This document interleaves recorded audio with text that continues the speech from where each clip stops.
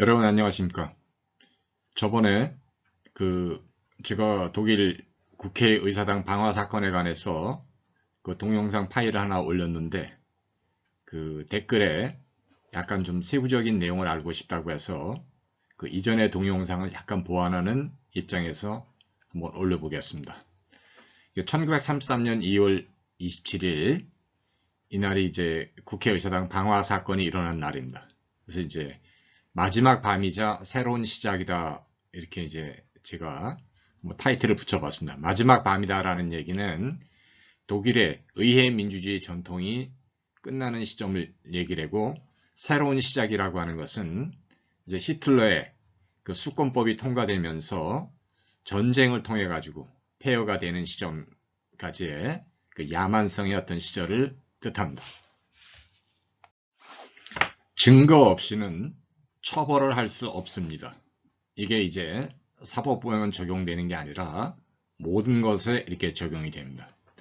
그런데 우리가 그 독일의 제3제국을 갖다가 이렇게 평가할 때 히틀러는 그 어디에도 유태인을 갖다 죽이라고 하는 명령을 갖다가 내린 문서가 발견되지 않았습니다.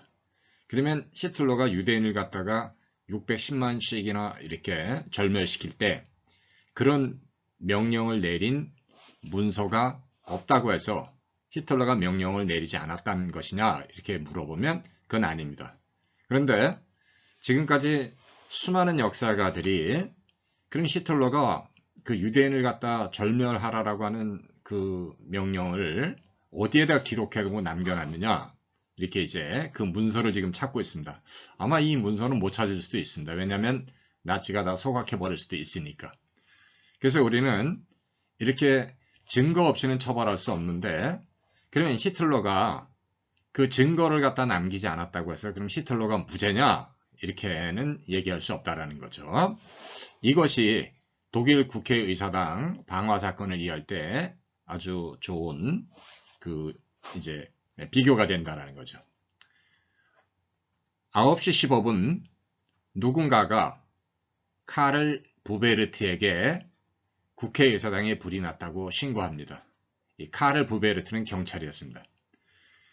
부베르트는 너무 당황해서 이 경찰은 이제 누군가 신고한 거를 갖다가 이렇게 자기가 접하니까 너무 당황해서 그 사람의 신고한 자의 이름을 갖다가 이렇게 묻지 않았습니다. 자, 9시 15분 그 국회의사당에서 불이 났다는 신고가 접하고 9시 25분 경찰은 네덜란드 레이던 출신의 석공 마리누스 판데르 류버를 갖다 체포합니다. 9시 27분 본 회의장에 폭발해버립니다. 국회 본회의장이 폭발한다는 거죠. 그는 자신이 단독으로 범행을 했다고 자백을 합니다. 하지만 이것을 믿는 자들은 나치를 빼고는 거의 없다라는 거죠. 그래서 75분 만에 화재는 잠잠해집니다. 여러분들 독일 국회의사당이 얼마나 큽니까? 이거를 갖다가 혼자서 방어했다라는 것도 참 이상한데, 이것이 75분 만에 이렇게 진화가 됐다라는 것, 이거를 우리는 한번 따져봅시다. 그 내무부 장관 헤르만 괴링이 가장 먼저 도착합니다. 그 다음에 괴벨스, 히틀러, 파펜이 도착합니다. 히틀러는 이제 자비란 없다. 공산당원들을 보는 대로 쏴 죽이자. 공산당 의원들은 바로 오늘 밤에 교수용으로 처단해야 된다. 히틀러는 수상이 되어서도 그렇고 수상이 되기 이전에도 그렇고 말이 좀 상스럽습니다. 이게. 자, 이제까지 독일에서 벌어진 가장 무시무시한 볼세비키 테러. 이제 괴링은 이렇게 얘기를 해죠. 그래서 피비린내 나는 폭동과 내란의 시작을 알리는 표시다. 이렇게 이제 괴링은 얘기하고 있습니다.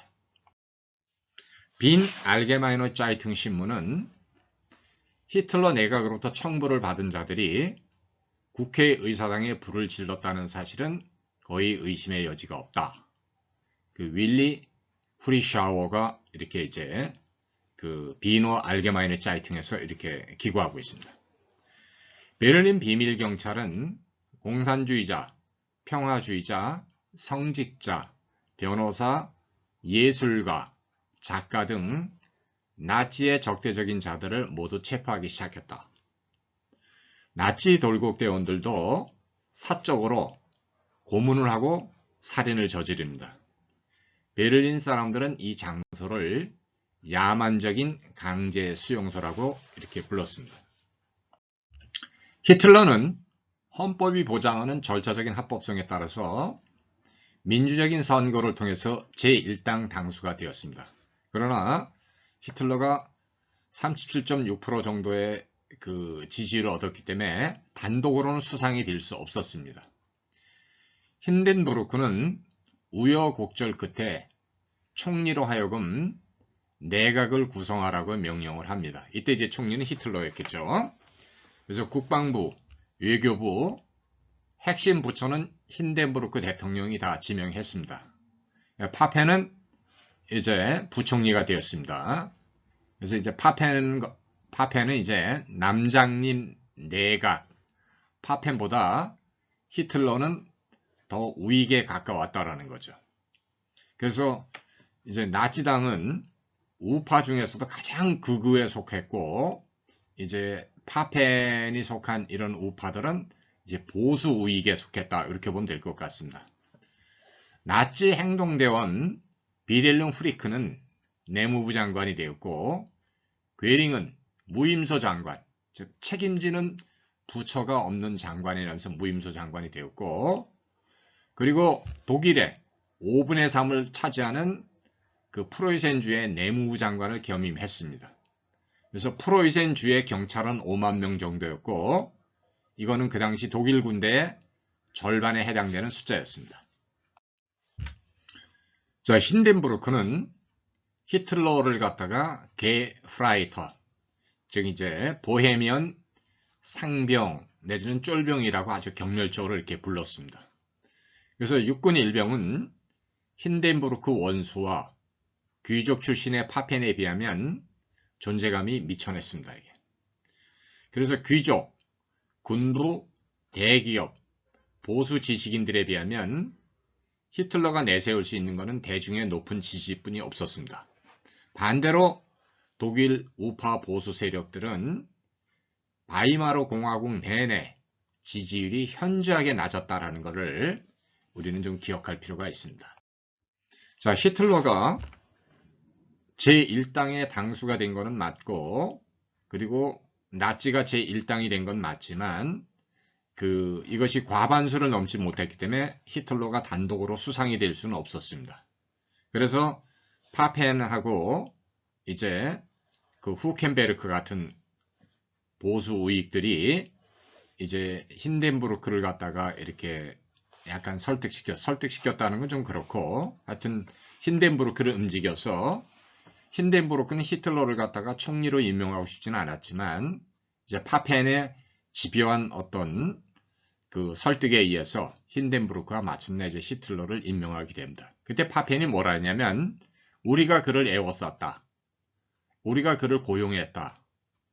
또한 몇 달 안에 우리가 그를 궁지로 몰아넣어 삐걱거리게 할 것이다 라고 호언장담했습니다. 그래서 그 당시 정황적으로 사람들은 히틀러가 힌덴부르크 군대, 헌법에 짓눌려서 기진맥진할 것이다 라고 이렇게 보았습니다. 그 당시 이제 일반 사람들의 그 파악이 그랬다라는 거죠.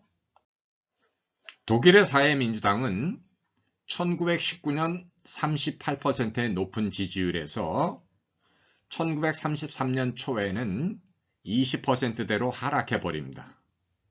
힌덴부르크는 나치 역시 그럴 운명이라고 여겼습니다. 즉 나치도 한 지지율이 38% 정도 됐는데 뭐 흐지부지 할 것이다 이렇게 이제 힌덴부르크도 생각했다라는 거죠.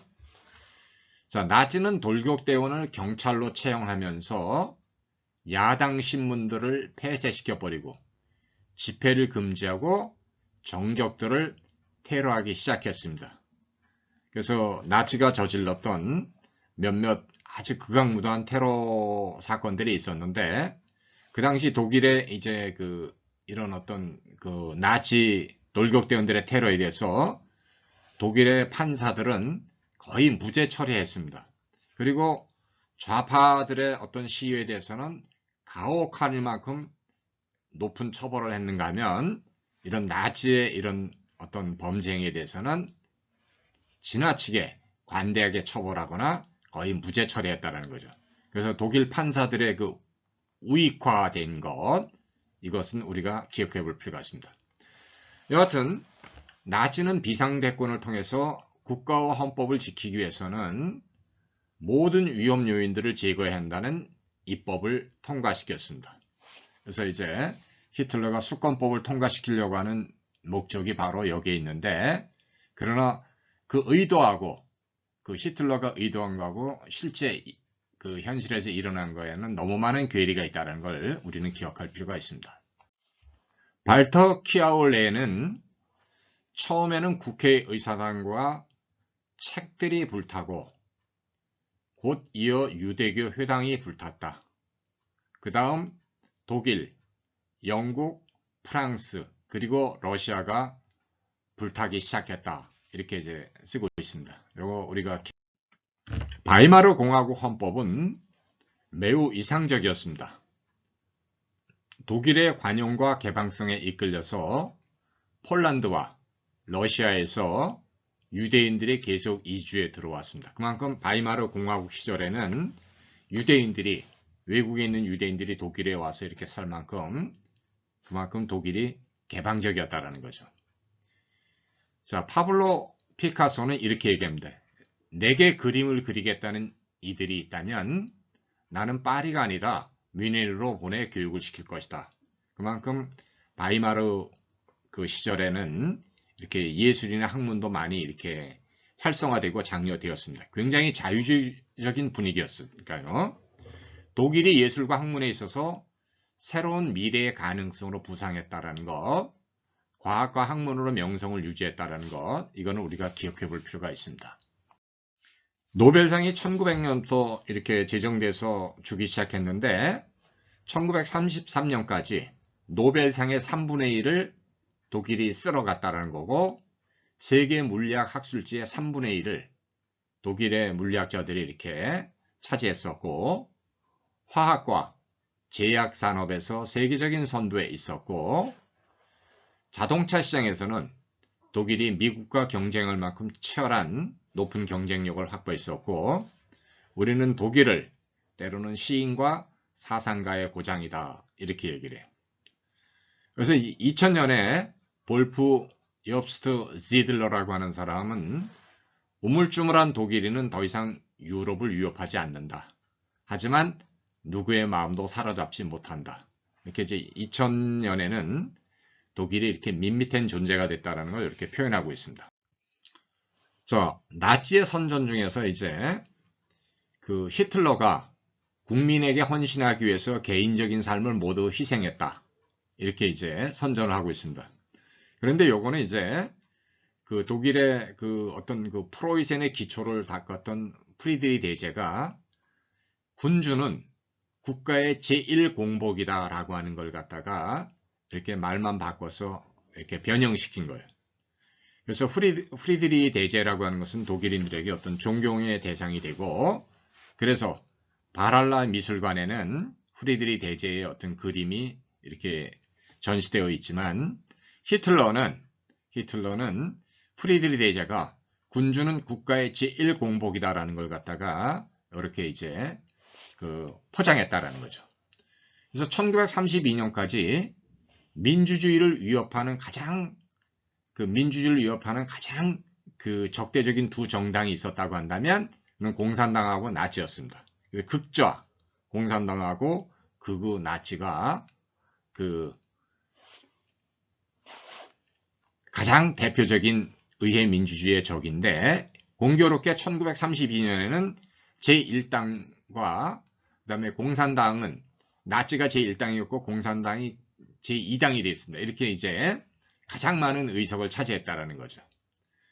그래서 힌덴부르크 대통령과 그가 임명한 총리들은 아예 국회를 무시해버렸습니다. 그래서 비상대권을 통해서 의원 내각제가 아니라 대통령 내각제로 운영되었다라는 것. 그래서 히틀러는 이제 수상이 되었을 때 바로 힌덴부르크가 했던 이 비상대권을 갖다가 이제 그 자기의 수권법에서 이렇게 요구하게 된다라는 거죠. 그 정상적인 조건이라면 나치는 집권조차 할 수 없었습니다.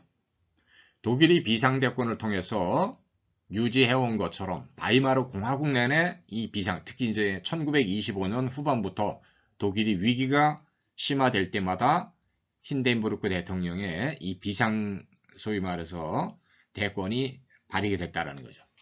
저는 독일은 정상적이지 않은 상황에서 나치가 등장하는 걸 불가피하게 했습니다. 정상적인 것을 비정상적으로 유지할 수는 없습니다. 비정상적인 것을 정상적으로 유지하는 것은 바이마르 공화국이 풀지 않으면 안 되는 최대의 난제였다는 거죠. 그래서 나치는 비정상적인 상태에서 정상적으로 유지하는 게 아니라 정상적인 상태에서조차도 비정상적으로 유지하고자 했다는 거죠. 그래서 국제정세와 전쟁 후유증은 나치가 추종자를 확보하는 계기가 되었고, 나치는 37.6%의 높은 지지를 통해서 단독으로 수상은 될 수 없었고, 여기에 이제 보수 세력, 군부라든지 힌덴부르크 대통령이라든지 후켄베르크의 그 언론이라든지 일부 대기업과의 적절한 타협을 거치면서 이렇게 정권을 얻을 수 있었다라는 거죠. 그래서 히틀러는 합법적인 절차에서 수상이 된 게 아니라 담합에 의해서 수상이 됐다는 걸 우리는 명심해야 됩니다. 자, 보수 세력은 모든 면에서 나치를 갖다가 천박하다고 경멸하면서도 나치를 이용할 수 있다는 계산을 했습니다. 물론 이 계산은 오판입니다. 하지만 이 계산은 철저하게 빗나가 버렸고, 자, 반대로 나치는 합법적인 과정을 통해 집권했음에도 불구하고 정상적이지 않은 방식으로 권력을 유지했습니다. 그래서 비상대권이 남용하거나 오용하면 권력의 사유화로 변질될 위험이 있습니다. 마찬가지로 히틀러의 수권법은 얼마든지 남용되고 악용될 여지가 있었다라는 거죠. 그래서 보수 세력들은 히틀러에게 입법권과 행정권을 통일시키는 권한을 제공했습니다. 적어도 이 과정에서 타협을 했다라는 거죠. 그래서 보수 세력들은 자신들이 속한 정당들, 예를 들면 이제 중앙당이라든지 국가인민당 등등이 해체되는 것을 속수무책으로 방관해야만 했습니다. 그래서 다하오 수용소로 가지 않으려면 그들은 침묵할 수밖에 없었습니다. 그 저항이라고 하는 것은 에드가 융처럼 싸늘한 죽음으로 되돌아왔죠. 그래서 장검의 밤에 이제 에드가 융은 그 거리에서 이렇게 시체로 이게 발견이 되는데, 에드가 융은 파펜이 마부르크 대학에서 연설할 때 그 연설문을 써줬고, 1934년에 마부르크 대학에서 이제 파펜이 히틀러 내각의 이제 이 소위 말해서 아주 그 야만성을 갖다 이렇게 비판합니다. 자, 히틀러를 이용하겠다는 것, 히틀러를 애워쌌다, 그를 고용했다는, 즉 히틀러를 이용하겠다는 이 보수 우익들의 오판은 결국 부메랑이 되어서 돌아와가지고 우익의 모든 정당들이 나치만 빼놓고 다 해산이 됩니다. 그래서 에드가 융 같은 사람은 아니 모든 정당은 없애면서 왜 나치라고 하는 당은 안 없애냐? 이거는 자체 모순 아니냐 이렇게 얘기하지만 히틀러한테는 그렇게 논리적인 어떤 설득은 아무 의미가 없습니다. 여하튼 에드가 융은 잘 지적했지만 결국은 나치 돌격대에서 변사체로 발견된다는 거죠. 그래서 독일 정치의 빈곤과 비참함이 시작되었고, 이제 그 국회라고 하는 것은 토론과 설득에 의해서 상대방을 갖다가 이렇게 동의를 얻어내는 이런 정치가 아니라 나치 돌격대를 통해서 이제 모든 문제를 해결했다는 거죠. 그래서 나치는 이 폭력을 갖다 주식으로 삼았다, 이렇게 보면 될 것 같습니다. 자, 대통령과 대통령이 임명한 총리들은 국회를 무시하고 헌법에 명시된 조항, 즉 그 당시 바이마르 그 제48조에 따라서 비상대권을 사용함으로써 이렇게 통치했습니다. 그래서 힌덴부르크는 헌법에 입각해서 총리를 임명하고 해임, 예를 들면 이제 헤르만 뮬러, 브리닝, 파펜, 슐라이어를 이렇게 이제 임명하고 해임시켰다는 거죠. 그래서 통치자들의 사적인 이익과 개성이 훨씬 강하게 작용했다라는 거죠. 비상대권은 원래 헌법을 보호하고 헌법이 할 수 없는 것을 대통령이 그 권한을 발동시킴으로 인해서 헌법을 수호하는 그 기능을 이어가는데, 그 헌법을 수호하는 그 이면에는 대통령 자신의 개인적인 어떤 자기 이익이 깔려 있었다는 거죠.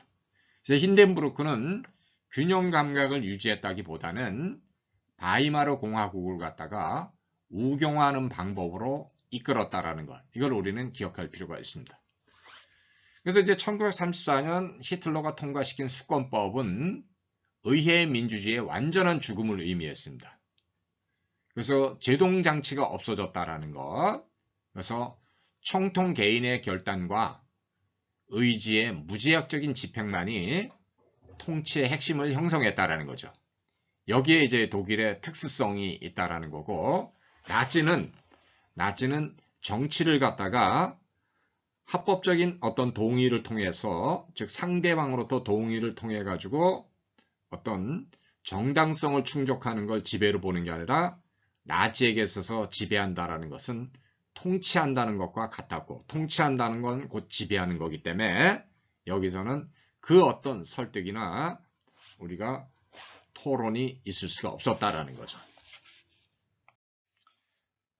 슐라이어는 비밀 공작을 통해서 가까스로 수상이 됩니다. 이 슐라이어는 이제 가상의 모의 게임을 해가지고 만약에 히틀러 돌격대가 내란을 일으키면 그 독일 군부가 그 내란을 막을 수 없다라고 하는 이런 시뮬레이션을 통해서 힌덴부르크한테 이제 주면서, 자, 이게 이렇게 나치가 만약에 이렇게 극단적인 행동할 때 우리가 그걸 막을 길이 없다. 이러니까 이제 그 자기가 그런 어떤 군사 전략 시뮬레이션을 갖다가 이렇게 보여줌으로 인해서 그 당시 수상이었던 파펜을 갖다가 이제 내쫓는데 뒤에서 이제 공작을 이렇게 했다라는 거죠. 그래서 슐라이어는 권위적이고 군사적인 정권을 만들려고 했습니다. 1929년 32년까지 그는 물밑에서 총리와 정부를 오가면서 권력을 잡으려고 했었다라는 거죠. 그 결과 바이마르 공화국을 파멸시키는데 아주 중요한 역할을 담당했던 사람입니다. 물론 슐라이어만 바이마르 공화국의 몰락의 원인을 제공한 것은 아닙니다. 이에 반해 이제 브리닝은 이제 헤르만 뮬러를 갖다가 이제 물러나게 하고 힌덴부르크가, 그 다음에 오는 사람이 브리닝이에요. 그래서 그 가장 오래 이제 수상을 맡았지만 이 사람은 또 경제학 박사 출신이에요. 근데 좌파 사회주의 장군이다, 농업 볼셰비키다라고 하는 이 별명을 갖고 있는 사람이에요. 1930년, 32년 경제 대공황의 시기에 브리닝은 총리를 맡으면서 나름대로 사회 통합과 안정을 유지하려고 했다라는 거죠. 하지만 그 역시 대공황에 직면해서 만족할 만한 해법을 제시하지는 못했습니다. 그는 배상금 문제에 몰두하면서 경제 위기에 대처하는 호기를 충분히 활용하지 못했던 나름대로 한계도 있었습니다. 파펜은 신사기수로 불렸지만 위기 시대에 위기를 타개하는 방법이나 대안들을 전혀 제시하지 못했습니다. 파펜은 수상으로 있을 때 슐라이어의 정치 공작에 밀려서 결국 수상에서 물러나게 됩니다. 결국 1932년 그는 슐라이어에게 수상직을 넘기지 않으면 안 되었다는 거죠. 슐라이어 역시 파펜 내각처럼 아주 단명했습니다.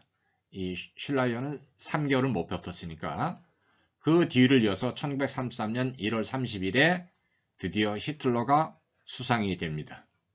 그래서 1945년 4월 30일 오후 2시 47분경에 자살할 때까지 히틀러는 나치라는 단일 정당의 당수로서 이제까지 독일에서 어느 누구도 누려 못했던 무소불위의 권력을 행사했다라는 것.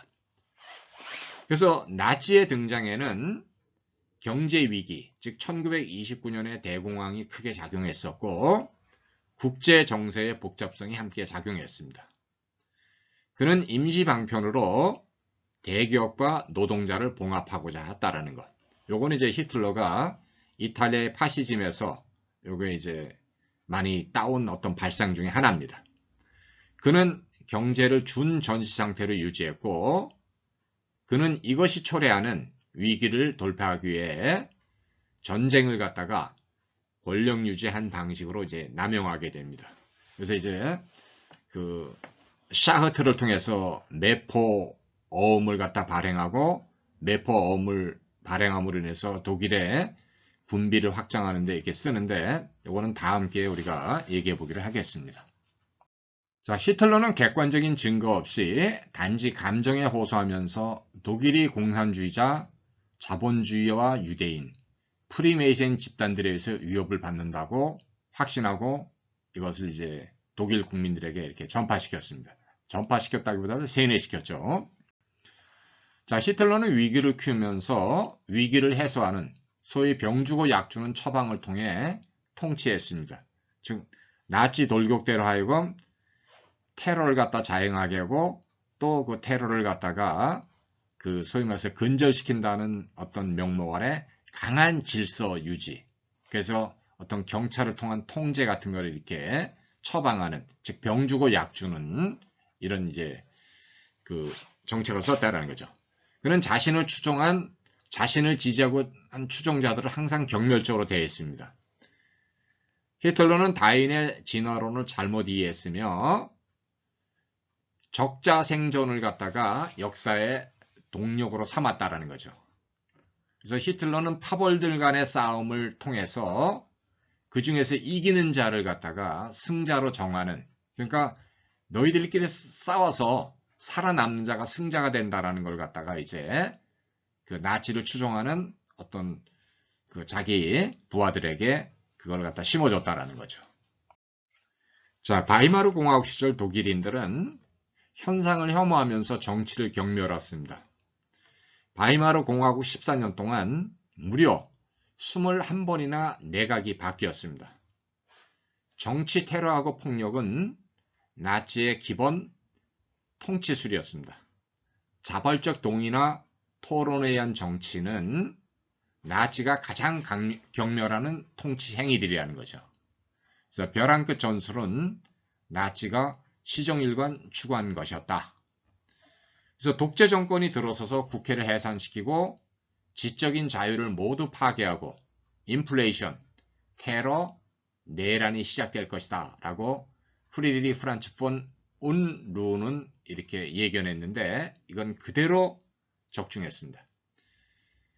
히틀러는 전쟁이 다시 일어나야 한다는 인식에서 출발했고 히틀러는 전쟁이 유일한 해법이다라는 걸 갖다가 나의 투쟁에서 누누이 강조하고 있습니다.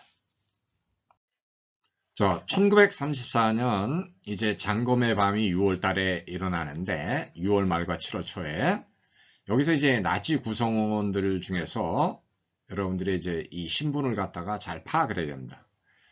그 나치의 어떤 수상은 히틀러였지만 사실 그 당시 나치 돌격대장의 역할은 렘이 맡았습니다.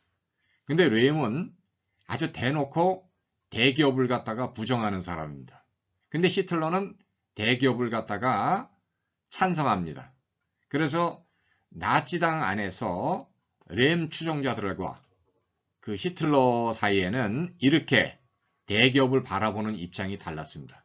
이 말은 무슨 말이냐면 렘은 나치 돌격대원 중에서도 좌파 성향의 그 성격이 강했었고 히틀러는 나치 추종자 중에서 우파 성향을 갖다 이렇게 대표했었다. 그래서 우리는 이 나치당 출신들이 공산당하고 싸우면서 자기들의 출신 성분이 서로 비슷했기 때문에 싸우면서 정든다고 공산당과 비록 이념의 차이로 싸우지만 나치 돌격대원 중에서는 공산당에 대해서 일말의 어떤 동정심을 지니는 사람들이 있었다라는 거죠. 요거는 이제 나치 출신 배경 중에서 이렇게 대기업 적대적인 사람들의 일반적인 성향이고, 그러나 히틀러는 대기업 적대적인 게 아니라 대기업을 등에 업고 그 다음에 노동자들도 통합을 해야 되기 때문에 항상 이제 대기업과 노동자들을 갖다가 통합시켜야 되는, 그래서 국가사회주의 독일 노동자 정당, 이게 이제 나치의 어떤 준말이죠. 그래서 나치는 대기업과 노동자를 서로 연결해고 항상 베르사유 조약을 파기함으로써, 이 베르사유 조약이라고 하는 것은 독일 민족의 어떤 골고다였기 때문에, 그래서 히틀러는 독자적인 생존 공간을 확보해야 되고, 이거를 이제 저 동쪽에서 찾았다는 거죠. 러시아 이쪽에. 그러니까 여기서부터 히틀러는 이제 벌써 전쟁이라고 하는 거를 미리 염두에 뒀다. 그래서 준전시 상태를 유지함으로써 이 통치를 갖다가 벼랑 끝 전술, 극단으로 몰고 갔다라는 거죠. 그래서 히틀러를 반대했던 수백만 명이 히틀러의 집권을 환영했다는 것은 오늘날에도 두고두고 분석의 대상으로 남아 있습니다. 이거는 역사가들 사이에서 아직 일치된 견해는 없어요. 그래서 대중경멸적인 히틀러가 대중들의 지지에 의존한 것은 참 아이러니한 현상이다. 자, 제1차 세계대전과 제2차 세계대전에서 독일은 두 번 다 패합니다. 근데 재밌는 거는 독일은 패전국에도 불구하고 좋든 싫든 좀 더 많은 관심과 연구의 대상이 되어버렸다는 거죠. 우리는 오늘날 영국이나 미국이나 프랑스를 이렇게 그 나치만큼 더 이렇게 철저하게 연구하고 이런 건 아닙니다. 이게. 독일은 철저하지만 이 독일의 철저함은 매우 극단적인 방향으로 흘렀습니다. 나치는 도구적 합리성의 정점에 있었지만 그들이 추구하는 목적은 정당성을 결여했다는 거죠. 그래서 나치는 인종학과 우생학을 정치의 중심에 설정했다는 것. 하지만 과학적으로 반박된 이런 거짓 신화가 어떻게 나치의 기본 통치 이념이 되었는지 이것도 우리가 한번 따져봐야 될 것 같습니다. 결국 우리는 이게 무엇을 뜻하는지는 1945년 패전이 되었을 때 철저하게 그 야만성과 광기와 그 위험이 이제 폭로되었다는 거죠. 히틀러와 그 추종자들이 벌인 가장 반인륜적인 야만성은 이미 나치 정권의 어떤 초기부터 이렇게 내재되어 있었습니다. 그래서 히틀러의 정치 집권이 늦어진 것은 처음부터 독일인들이 이런 나치의 정책에 동조하지 않았기 때문입니다. 그러니까 처음부터 독일인들이 나치를 갖다가 이렇게 추종하고 따른 건 아니었다라는 거죠. 그리고 독일의 다중들은 이런 이유 때문에 히틀러를 지지한 것도 아닙니다. 하지만 잘못된 선택에는 반드시 책임과 대가가 따르기 마련이라는 거죠. 그래서 히틀러를 지지했던 자들은 결국 패전과 더불어서 자신들의 미성숙과 오판에 대해서 철저하게 처벌을 받았다는 것, 즉 대가를 돌려받았다는 거죠.